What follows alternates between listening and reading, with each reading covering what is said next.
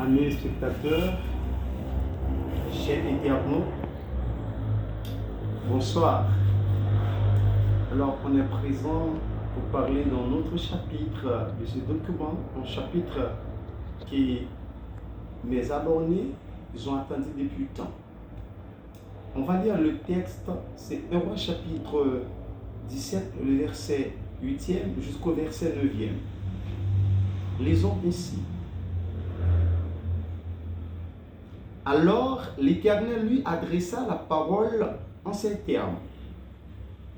Mets-toi en route et va à Sarepta, dans le pays de Sidon, et installe-toi là-bas.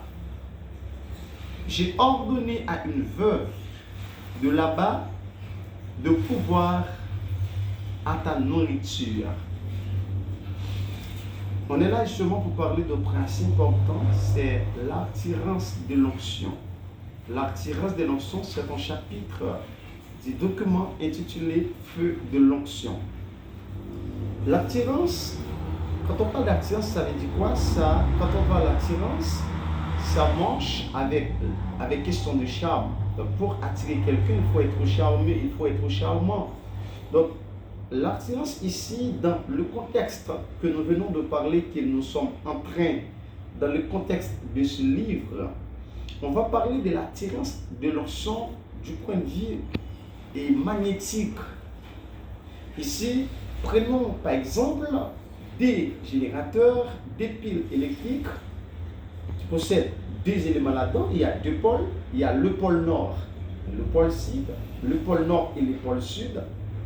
Maintenant, quand les deux pôles de même sens se rencontrent, il y a ce qu'on appelle des répulsions.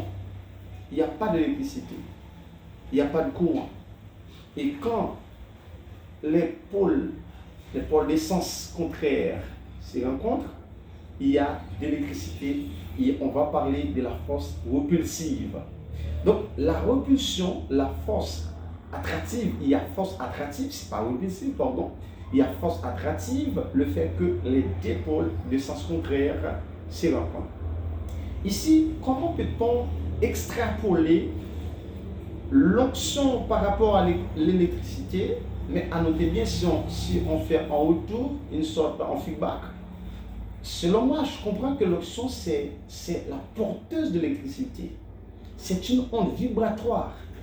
Je sers de comprendre l'onction dans un circuit, c'est l'ampérage qui rend fonctionnel le circuit. Donc, quand il n'y a pas d'électricité, s'il n'y a pas d'ampérage, on peut avoir une cassure de l'électricité. Et à ce moment-là, on parle de dysfonctionnement au niveau du circuit. Tout comme pour l'onction. Ici, l'onction est attractive. L'onction attire. À ce point-là, on présente une sorte de bicéphalie.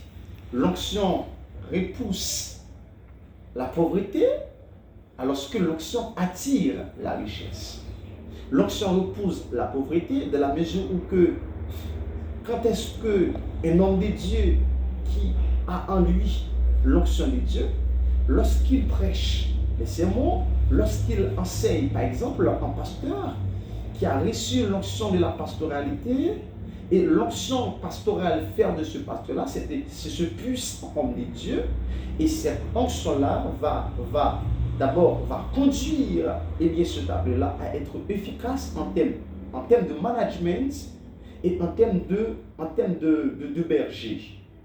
Et le côté du prédicateur, par exemple, et l'évangéliste, lors de la prédication, l'onction évangéliste, il est là justement pour rendre efficace, pour rendre édificationnel maintenant les affaires de Dieu, pour édifier le peuple de Dieu. Regardez dans le texte que nous venons de lire, dans chapitre 18, dans le chapitre 17, le verset 8 jusqu'au verset 9e. Il est question d'élire l'homme de Dieu. C'est un appelé qui a reçu une onction prophétique. Et l'onction prophétique de l'époque, c'est une onction de grande envergure. Parce que cet homme de Dieu-là représente Dieu. Parler d'Élie, c'est parler de Dieu. Maintenant, il est contexté dans le texte, il est contexte d'un orgueilleux au nom d'Akab et de sa femme, orgueilleuse aussi, Jézabel. Dieu a parlé à prophète Élie afin de rectifier, afin de corriger l'orgueil, le super-ego de ces deux individus au nom d'Akab ainsi que sa femme. Et Dieu demande à Élie